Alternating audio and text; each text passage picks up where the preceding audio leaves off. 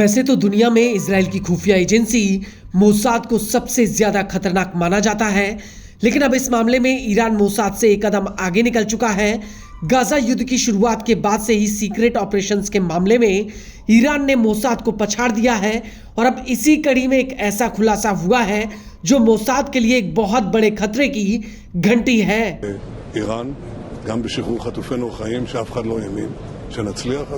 दरअसल ईरान की revolutionary guard corps ने इजरायलियों का काम तमाम करने के लिए एक बेहद ही खतरनाक सीक्रेट एजेंसी का गठन किया है। इस जासूसी एजेंसी ने तुर्की में एक ऐसा कांड किया जिसने मोसाद को हिलाकर रख दिया है। दरअसल ईरानी सेना ने डिपार्टमेंट 40 के नाम से एक साइबर यूनिट का गठन किया था।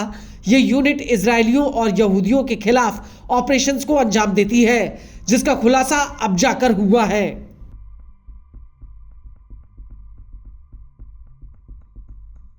ईरान में सरकार विरोधी एक न्यूज एजेंसी ने डिपार्टमेंट 40 को लेकर एक बहुत बड़ा खुलासा किया है। एजेंसी का कहना है कि हालिया वर्षों में डिपार्टमेंट 40 ने दुनिया भर में यहूदियों के खिलाफ सीक्रेट ऑपरेशंस को अंजाम दिया। इस एजेंसी के जासूसों ने चार्मिंग किटेन, मूसेस स्टाफ और अब्राहम एक्सेस नामों का इस्तेमाल अपनी पहचान छिपाने के लिए किया।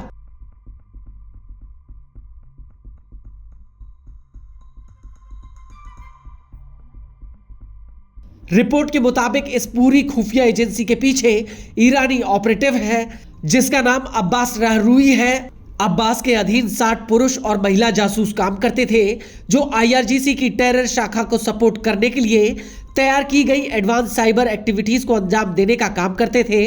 डिपार्टमेंट 40 कई अरब देशों में जासूसी, मनोवैज्ञानिक युद्ध, असर डालने वाले अभियान और आतंक के समर्थन में लगा हुआ था, जिसका सबसे प्रमुख टारगेट इजरायली थे।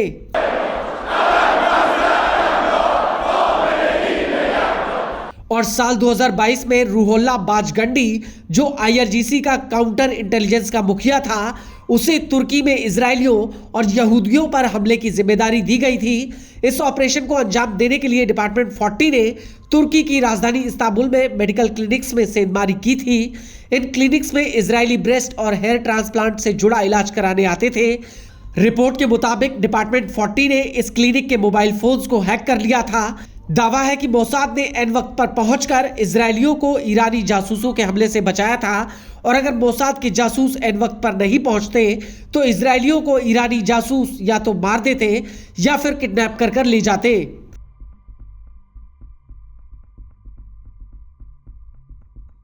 और इससे भी ज्यादा हैरान करने वाली बात यह है कि ईरानी जासूसों ने तुर्की में इन इजरायलियों के फेसबुक ग्रुप में सेंधमारी की थी, जहां से लगातार इनकी निगरानी की जा रही थी।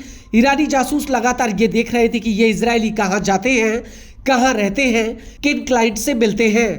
और इस पूरी निगरानी से ईरानी जासूस अपने टारगेट्स का दायरा और बढ़ाकर उन्हें मारने के लिए ईरानी सेना की ग्राउंड पर मौजूद टीमों को खुफिया जानकारी देने का काम करते थे।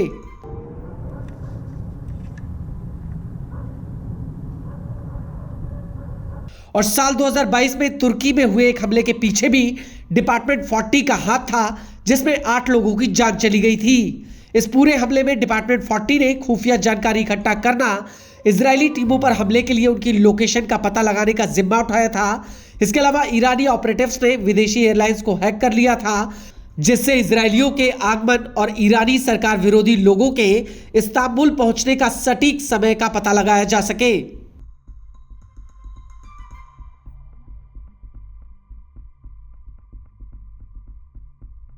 रिपोर्ट के मुताबिक ईरान की डिपार्टमेंट 40 ने विदेशों में सरकार और गैर सरकारी सिस्टम जैसे Abu Dhabi, Fujairah police, Fly Dubai, Egypt Air, Ras Al खैमा नगर पालिका के डेटा में सेंधमारी की है। और तुर्की और सऊदी अरब में भी डिपार्टमेंट 40 ने इसी तर्ज पर खुफिया जानकारी चुराई है। हालांकि ये पहली बार है जब ईरान की किसी खुफिया एजेंसी का आंतरिक तंत्र दुनिया के सामने आया है। डिपार्टमेंट 40 ईरान की रिवॉल्यूशनरी गार्ड कॉर्प्स की परछाई के तौर पर काम करती है।